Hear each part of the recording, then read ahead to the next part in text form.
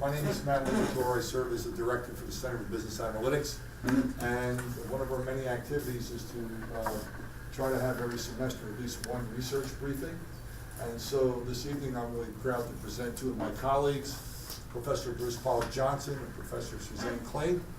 Professor Pollock Johnson is an associate professor in the Department of Mathematics and Statistics, interested in operations research and quantitative analysis. And Professor Clay is an associate professor in the Department of Economics, interested in labor economics, quantitative analysis, and econometrics. So we're the quant folks, to kind of put it mildly. And so tonight we're going to talk about some research that's been completed, and it relates to analytics within the context of IBM, which, as you know, is a major analytics provider of software and services. So without further ado, I'll turn it over to Professor Pollock Johnson and Clay. Right. Thanks. So yeah, we're going to talk about some work that we've been doing with IBM. They came and said, we've got some nice data that somebody might want to play around with, and we took a look at it and decided that that there was something there. So here's an outline of what we'll be talking about today. A little introduction about analytics in general, then the purpose of the study. Then we'll talk about the collection of the data, which was a major piece of the work that we had to do, some of the definitions we'll be using. Then the analysis, a couple different stages of analysis that we did. And finally, the major findings and a little bit of discussion. So this work was done with some staff people at IBM, in particular Carolyn Martin, Will Riley, Michelle Shaw, and Rebecca Shockley all did a lot of work to help us out. And Dr. Liberatore was also a collaborator on all of this work. So as you probably are aware if you're here, the analytics, one possible definition from Tom Davenport says that analytics is the extensive use of data, statistical and quantitative analysis, explanatory and predictive models, and fact-based management to drive decisions and actions. So basically using a lot of quantitative type tools to help inform decision-making and management. You've probably encountered the idea of data-based decision-making, data-based management. They're all moving in the same direction. And as you can see here, the Gartner Group, the consulting group, in studies of chief financial officers and chief information officers, found that it's a very high priority for many firms these days.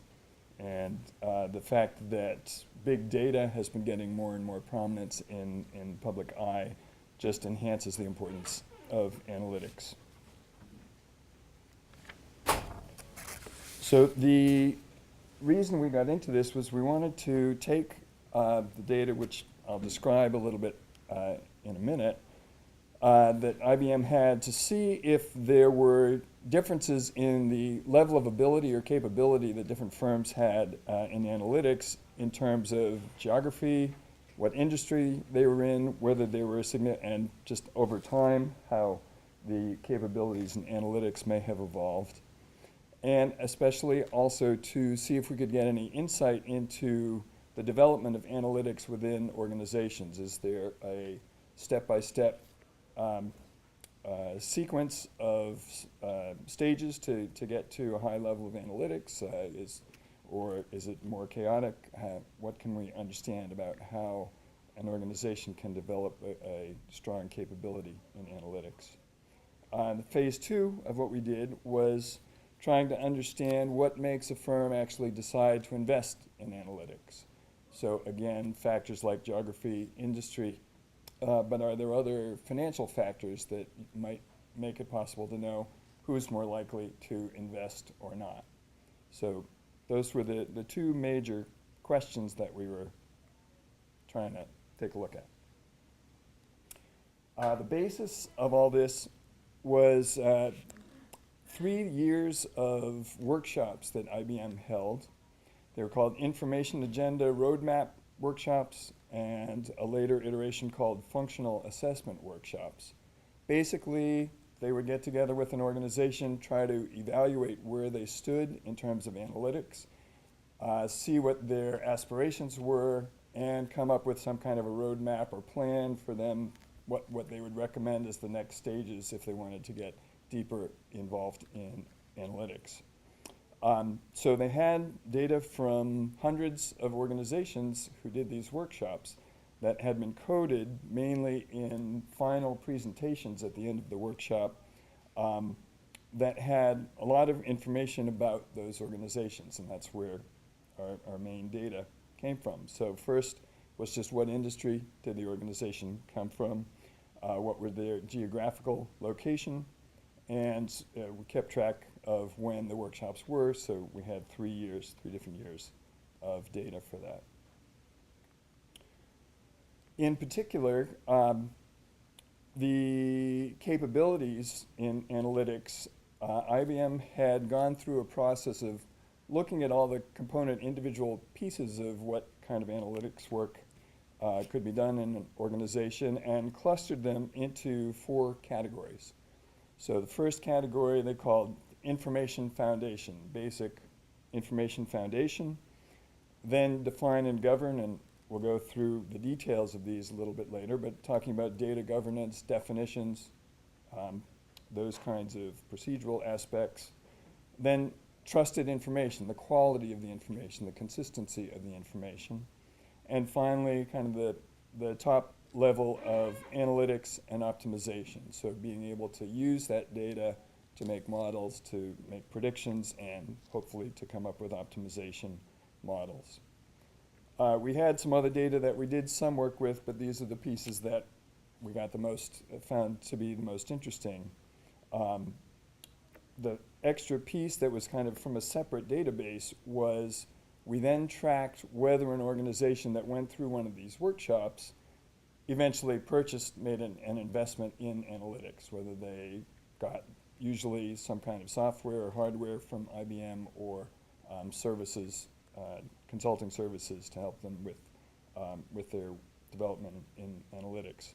So it's what our work does not include just internal investment that they might have made in analytics, but the data we had was whether they came back and actually paid IBM for something, so whether IBM got a win, as they would call it, from that customer. In addition, we didn't have the good data. We, at one point, hoped we might get data about the actual level of investment, but it was just a yes, no, did they invest or not? So that limited the kinds of models that we were able to use, but still got some useful results. So that was the basic data from IBM.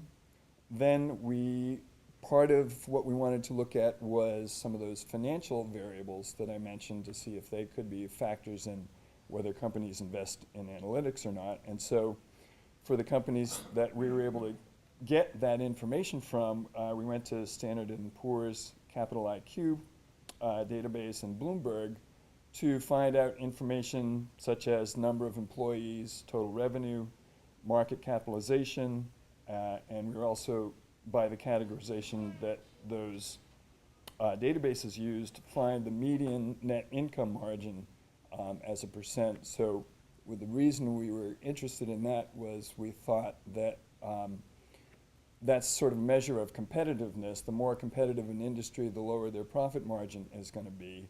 And so one thing we had thought initially was that it might be likely that in a more competitive industry, someone would decide to invest in analytics to get a competitive advantage, since it was a competitive industry.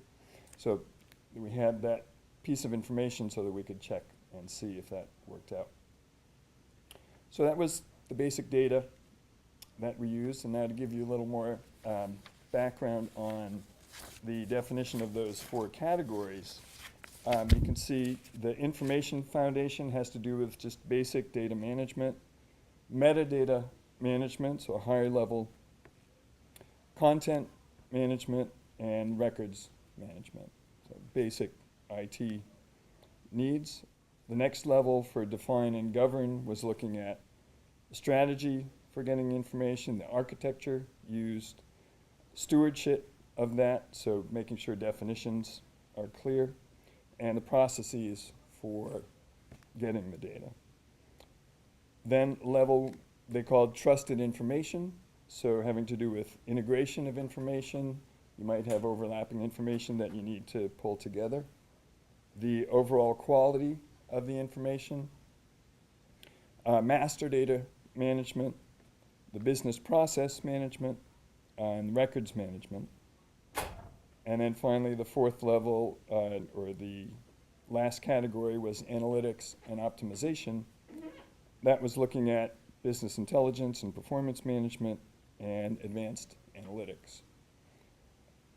So we don't have it here, but within each of these subcategories, they actually had a number of questions, yes/no questions, often that said, to what extent do you do this detailed thing, that then were rolled up into an overall score for information foundation, define and govern, trusted information, and analytics and optimization. So they were on 0 to a 10 scale in the end after that roll-up happened. And they not only had the organization assess their own capability at the present time when the workshop happened, but also what they aspired to in the next few years. So we called that the as-is and the to-be, or aspiration for where they wanted to be in a couple of years. And then because there was an as-is and an aspiration, or a to-be, there was also a gap, that the difference between those two, to see how much more improvement they were hoping for in that period of time. So just to give you a feel for some of the individual pieces here, when we looked at this is going by industry. In this case, we have 9 different groupings of industry. There were 16 in the original database. Some of them were small, so we combined them to make them statistically more useful. And depending on the analyses we did, we had a couple of slightly different groupings, but this one was 9 different groupings. And so this is define and govern as is, so the current capability in that aspect, and then information foundation, current capability. This is for the gap, define and govern the gap between. So I don't have all the different possibilities here, because when we just did an ANOVA of the whole group, some of them didn't have significant differences. So these are the ones that showed significant differences among the whole group, and so the ones that we broke out in a little more detail. So for example, the highest capability for define and govern was in the industrial and chemical industry. Close behind that was healthcare, and close to that, insurance. And on the low end, it was retail and consumer goods. So just to give you a feel for some of the kinds of differences by industry. As far as information foundation go, notice the pattern is a little bit different. This time it's travel and transportation and insurance that had the higher levels of capability, and the low end were government and retail. So those were some of the differences that turned out to be significant. As far as the gap goes, you can see over here there's a couple. Consumer goods and insurance had big gaps between their capability and their aspiration. Notice that consumer goods had a very low as-is, so it's not surprising that they had a big gap. On the other hand, insurance was on the high end, which means they must have had a significant aspiration, because that was still one of the biggest gaps. On the low end, communications and industrial and chemical had less of a difference between their current capability and their aspirations. And then finally, for the trusted information, the high end was the consumer goods, and close behind that was government, which is, so that's a gap again that we're looking at. And on the low end, industrial and chemical was one of the shorter sides. So this graph shows more, because for geographical sector, actually everything was significant when we looked at the groups on all 4 categories and in all 3, present, future, and the gap. The differences were all significant, at least as a group. So just to orient you here, the blue on the left is the as-is, or the current capability. The green is their aspiration. So the red is really just the difference between the blue and the green. Okay, so from there, around 2.5 to 7, that's where the 4.5 comes, but this makes it possible to compare those gaps to each other to see the relative heights. So you can see in this case, for all 4, looking at the blue, which is nestled down a little bit, Japan is actually the highest level on all 4 graphs. So their self-assessed as-is current capability was significantly higher than everyone else. On the other end, if you look at the low values, here's, this is called SEMEA. That stands for Central and Eastern Europe, the Middle East, and Africa. So most of the developing world is incorporated in that one geographical cluster that they call SEMEA. And just to orient you, this is North America, Asia Pacific, Western Europe, Latin America, and Japan. Japan was separate from Asia Pacific because it was significantly different enough to be in its own category. So again, the Japan was high on the as-is, the low end was SEMEA, and you can see that's true in all 4 categories: information foundation, define and govern, trusted information, and analytics and optimization. On the other hand, for the aspiration, that's the green lines, you can see that Latin America is actually at the top for all of them. So they were very ambitious compared to everyone else. And the low end, North America was usually second, sometimes third.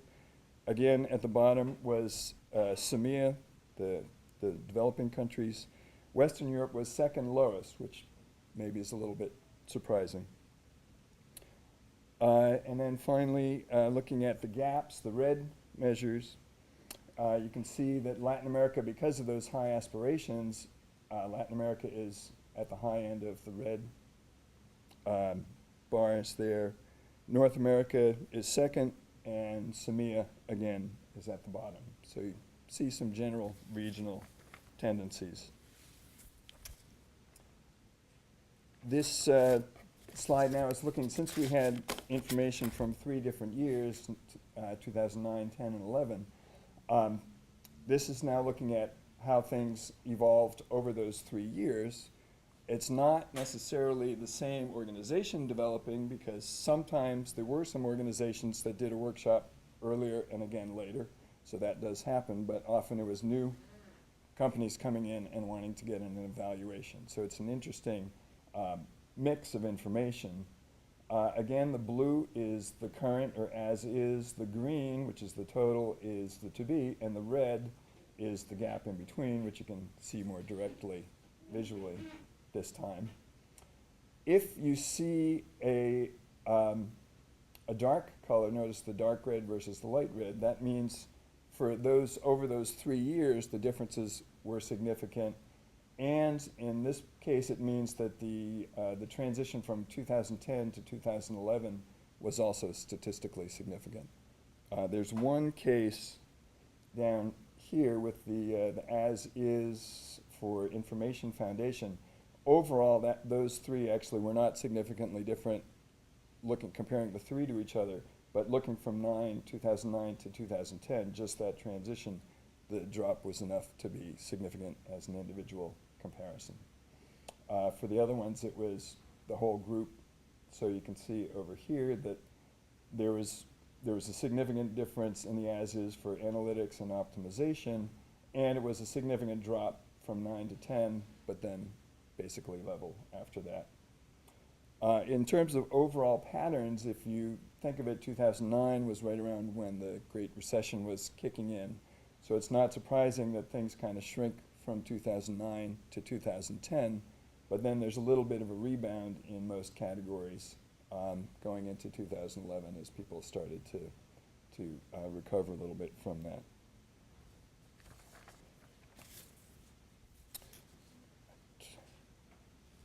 All right, now Suzanne's gonna take the reins for a little bit. Okay, great, thank you. Okay, and so what we try to do with this information is to try to, for companies, now company by company, to kind of get a sense of how their capabilities and their aspirations were formed relative to one another in the 4 different areas. And so we developed regression models to see if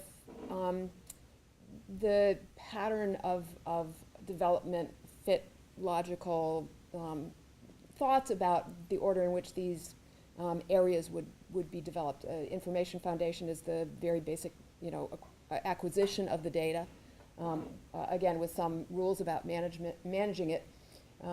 The define and govern and the trusted information are a little bit more advanced data manipulation, requiring that the data be there, but now, again, maybe setting aside, again, formal rules for defining who has access to it and how it's maintained over time to keep it accurate.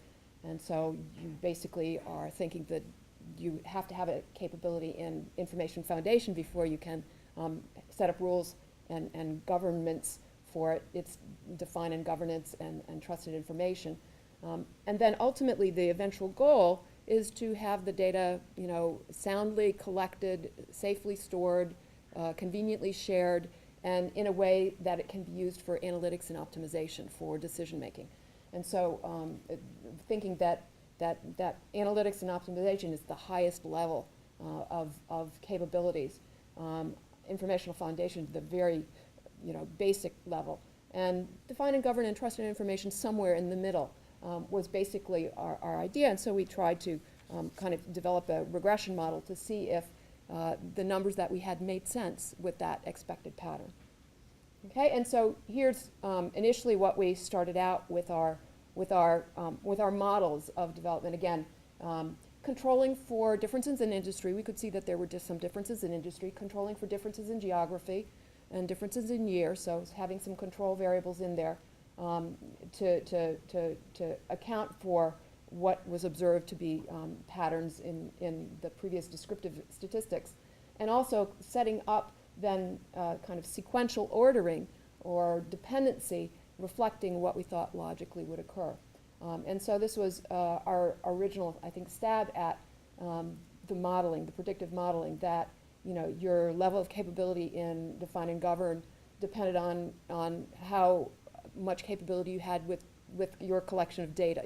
Data was a prerequisite for being able to set up techniques to define and govern processes to define and govern its use.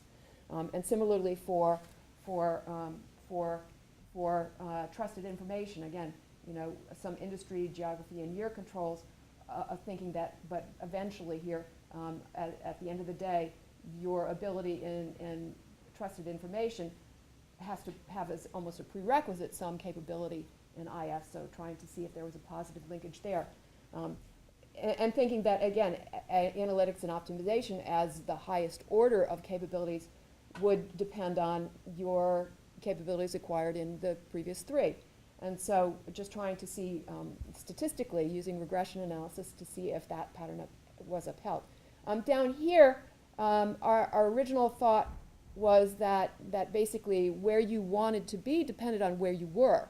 And so here you can see some suggestion of that where you wanted to be, 3 years from now in terms of capabilities in information foundation really depended on, again, controlling for industry, geography, year, depended on how far along you were on that path to acquiring capabilities.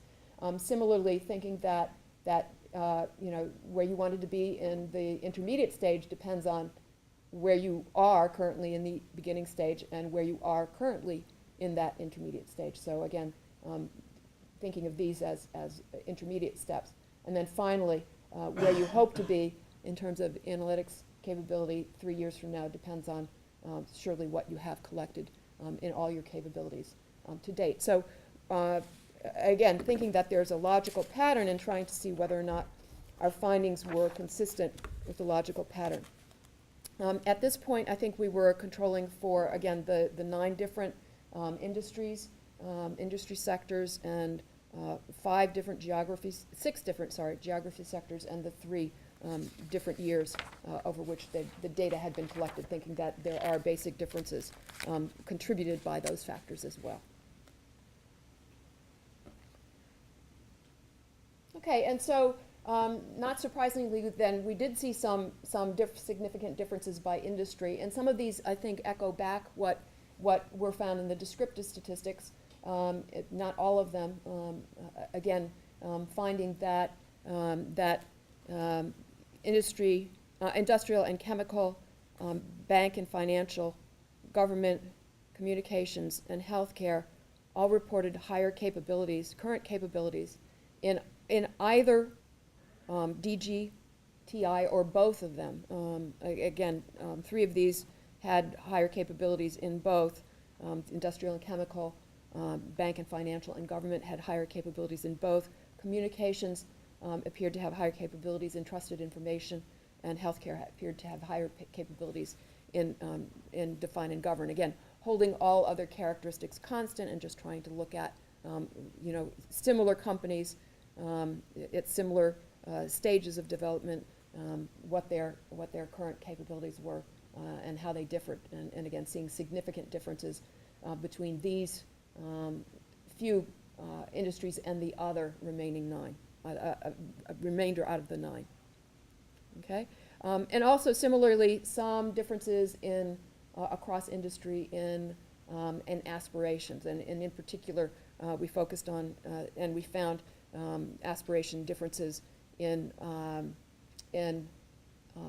insurance, consumer goods, as was pointed out, and government reported higher aspirations for capabilities in, again, significantly higher in IFDG or TI, or some combination of the 3. Insurance, I think, was higher in its aspirations for define and govern. This may reflect some industry standards as to proper treatment of data. Consumer goods and government had higher aspirations in both information foundation and trusted information. Again, perhaps some privacy or rules about handling data that they had to comply with, that they were anxious to get greater ability to comply with. And communications doesn't show up in here, but I have it down also at some point, showing up as having higher aspirations for capabilities in trusted information.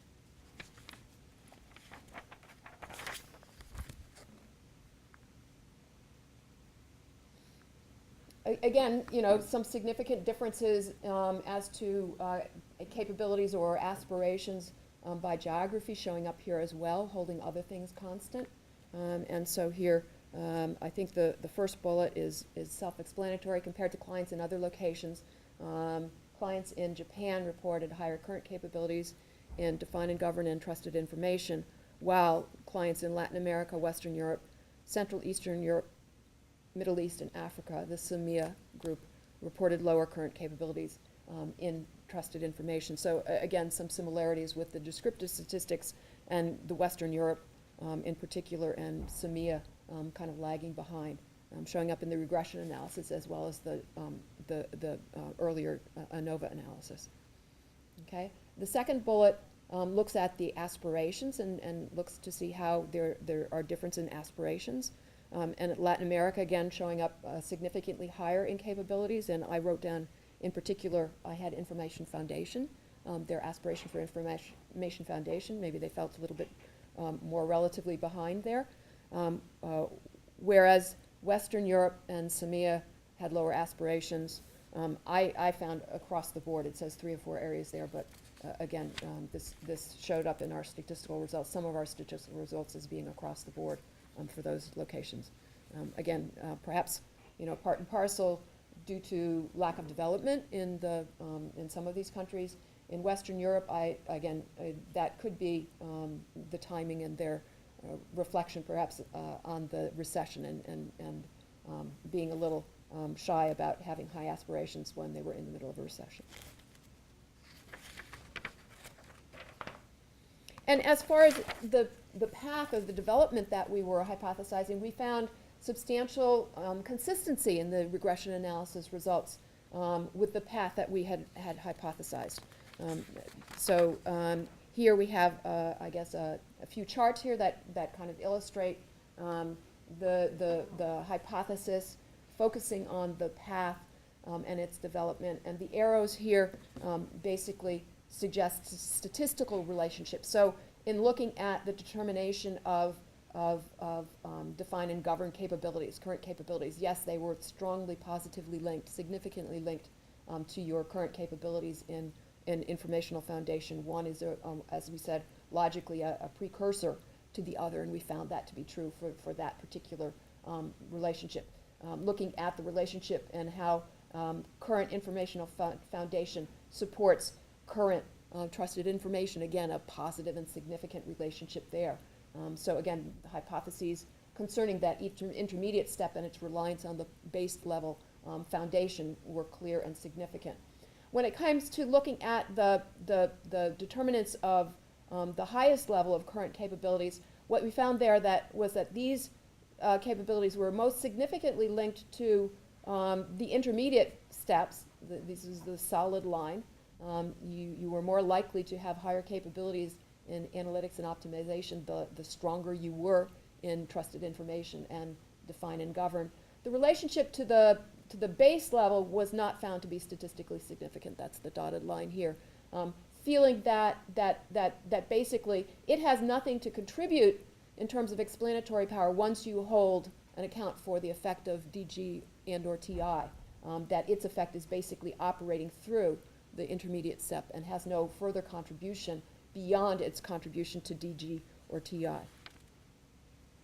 So again, it seemed well consistent and supportive of our hypothesized path. In terms of the hypotheses concerning how aspirations were formed, many of much of what we hypothesized was that your future capability depends on your current capabilities. And in each case here, we see solid lines indicating that strong, significant impact. The higher your current capabilities, no one wants to regress here, right? No one wants to step back and cut down on their current capabilities. So the higher, significantly higher their to-be capabilities based on their current capabilities. So here, strong positive effects, and we can see the links that appear here. We can see that again. You see some of the cross effects that we had initially hypothesized, that your current IF capabilities in informational foundation would also impact your intermediate goals. Actually, do not appear to be significantly relevant here. Again, perhaps operating, essentially through their effect, IF, through the capability effect on the corresponding TI and or DG capabilities, and so not seeing a separate significant link between the lower capability IF currently and the future capability. For all but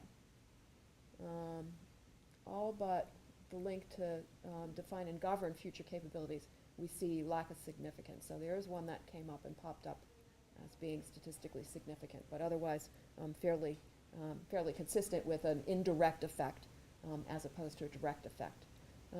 And finally here, again, we have some intermediate level current capabilities affecting where we hope to be, where the firm hoped to be in terms of the analytics and optimization capabilities in the future. Again, some significance. Your current capability in trusted information does put you in a better position to have a higher capability aspiration for analytics and optimization. We don't see that coming through statistically significant in the link between current capability and define and govern and future capability in analytics and optimization.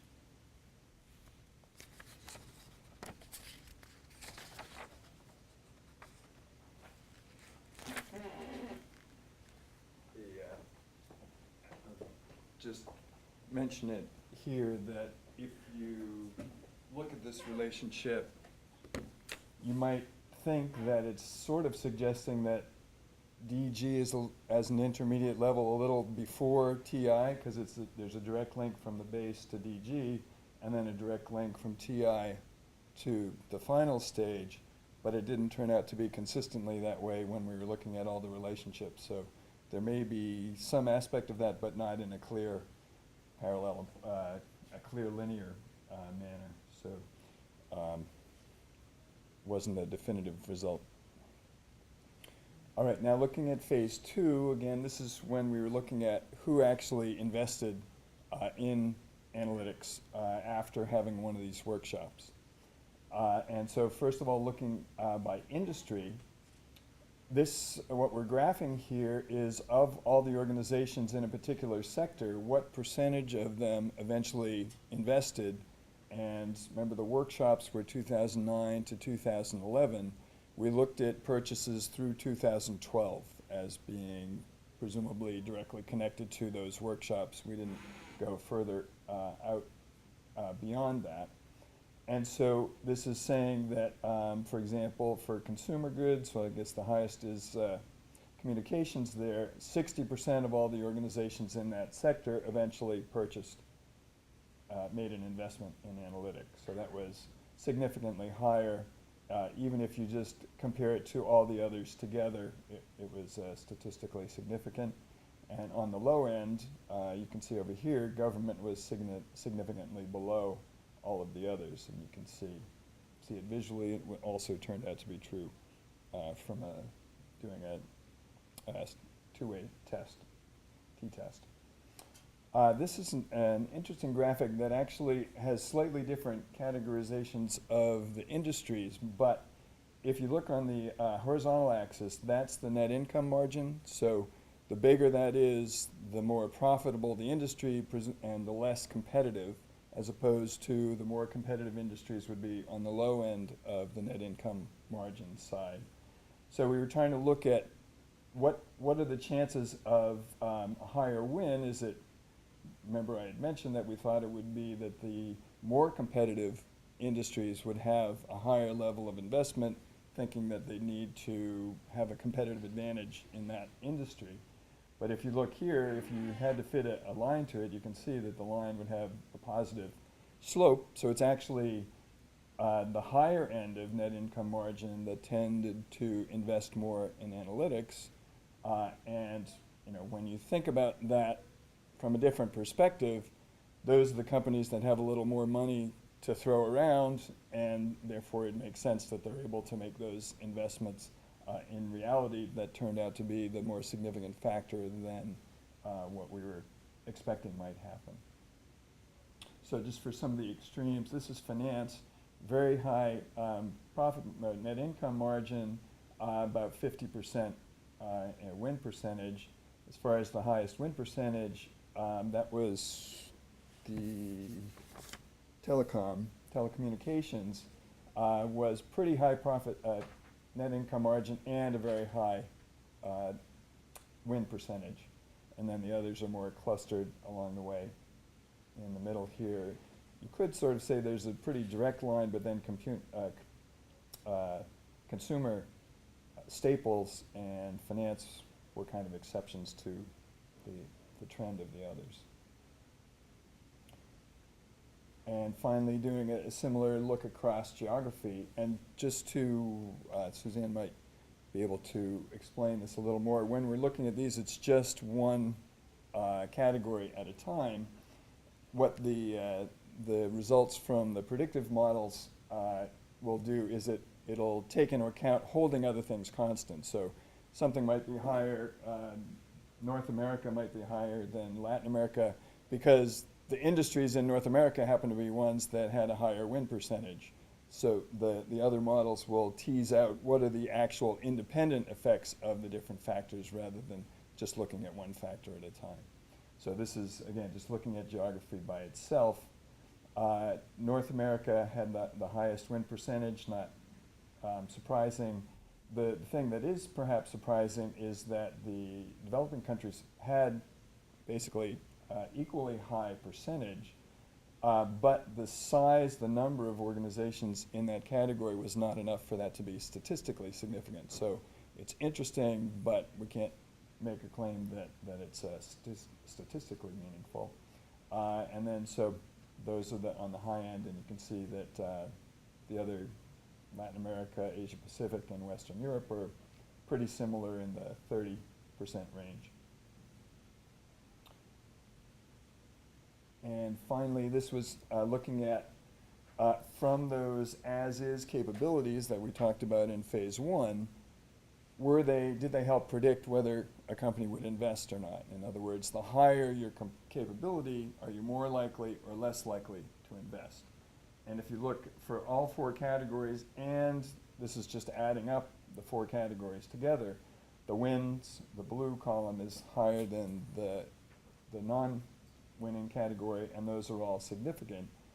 So it's not obvious maybe that companies that have already invested are more likely to invest more. You might think it would be other companies wanting to catch up, but it's saying that there's kind of a momentum in the system that once you've started to invest, you're more likely to continue investing, which also, in an indirect way, gives an argument for the benefits of the investment, that they're choosing to invest more, which presumably means they're feeling they've gotten some benefit from the investments in the first place.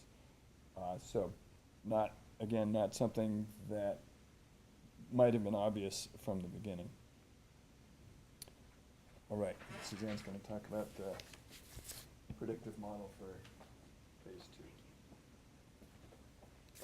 And so once again, we tried to look at a model which would, as Bruce said, look at the likelihood of purchasing, making an investment, as a function of all these aspects, all these characteristics simultaneously, trying to tease out the effects of any one individually holding the others constant. And the particular approach here we used was a logistic model to determine whether or not the company's size, its current analytics capabilities, its geographical location, and something about its industry competitiveness, its median net income margin, influenced its decision to purchase software products from IBM. Our estimation results suggested, again, significant positive relationships between size and likelihood of purchase, holding other things constant. Here we measured size in terms of natural log of total revenues. And so yes, the larger you were in size in terms of your total revenues, the more likely you were to subsequently purchase from IBM. We looked at how current overall analytics capability measurements influenced your likelihood of purchase. And here, using basically an index which was the sum or a conglomerate of the four individual areas measures, summed together to see overall, if you had a large amount of analytics capability, how would it influence your likelihood of purchase? And again, holding other things constant, what we found is the pattern that was echoed in the descriptive statistics, that the higher your current overall analytics capability, the more you were likely to actually proceed and purchase from IBM. We used, again, a measurement of industry structure here, the industry median net income margin. As a percent, it does indicate, again, the profitability, and found that the more profitable, again, holding other things constant, the more profitable industries were those who were more likely to invest. And again, for reasons that Bruce has presented, and also a suggestion that, it's good to invest in a profitable industry. You don't want to invest in one that's not profitable. So again, if past experience is promise of future reward, it explains, again, a decision to invest in a positive way. And geographic location in North America, North American companies, again, holding all other things constant, were more likely to invest in purchasing the IBM product. The model, the logistic model, was was able to present, it says 68.2, and I think we had slight variation of models, and it ranged from 68% to on up to 72% accuracy in terms of correctly predicting those who would, again, either invest, correctly predicting them as investing, or those who would not invest, predicting as not investing. So again, a fairly high measure of success in fitting predictability standards.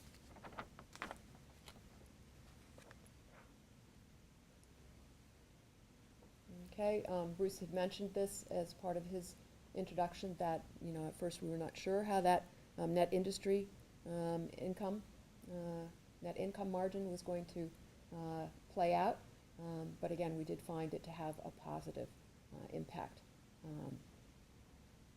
on investment.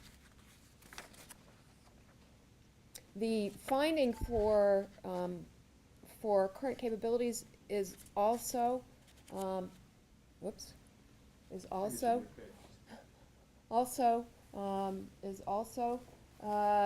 not surprising. If you buy the argument that's often been presented in discussion of business analytics, that it requires a mindset in the leadership to take action and make decisions to invest. And if you have that mindset in the leadership that analytics is a good investment project, then it continues to build. Again, the analytics capability being positively related is not a surprise. Okay, I think we've lost. In any case, the principal findings, basically that in our phase one, we did find, as we thought we would, that there seems to be a consistency between the statistical results and the path that we hypothesized for analytics capability, that IF, Information Foundation, comes first, and then intermediate steps of stages of define and govern and trusted information are intermediate, and then analytics and optimization being the last step of capabilities, the highest order of capabilities in that path. Our principal findings concerning investment in analytics concern size. Larger companies are more likely to invest in analytics. Competitive structure of the industry. The industries that have higher net income margins on average, those with larger profit margins, are those who are more likely to invest in analytics. Companies located in North America more likely to invest than companies located elsewhere. And finally, again, companies that have higher current overall analytics capabilities are more likely to invest. The research has been presented in various locations. IBM had some presentations to its clients and partners, and my colleagues went and presented twice to IBM's Information on Demand in 2012 and 2013, and have made various presentations in decision sciences organizations around the globe, in fact. The research was presented in Bali, Indonesia. And if you have any questions, we are happy to respond. Does anyone have any questions?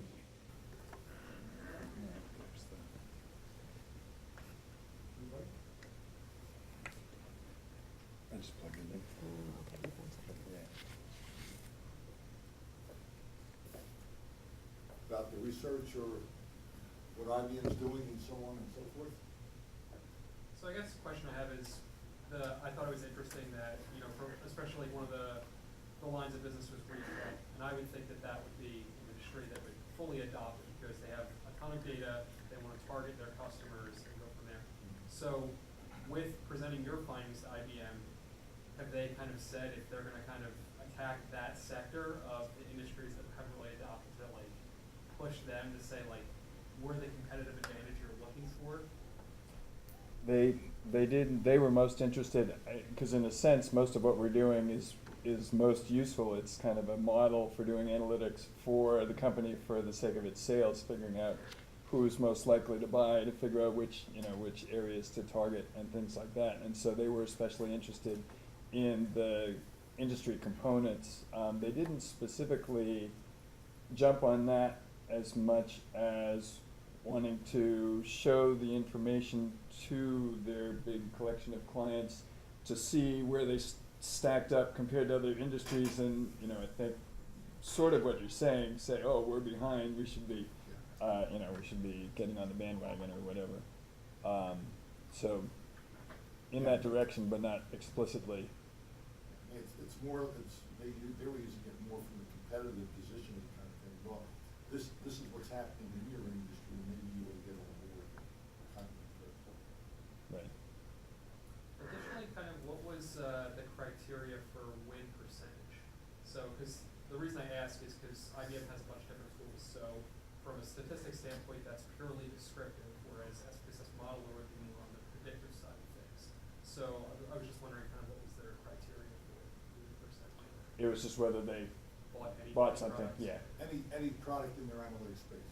Because this was the sales, the marketing people that had this data originally, and so they just have a database of when a customer turns and they get a win on it. So it was just a 0-1. It would have been nice to have the amount of the investment so that we could have actually not just done a 0-1 kind of model, but a more continuous model to get more subtle relationships. The magnitude of the investment rather than just whether it happened or not.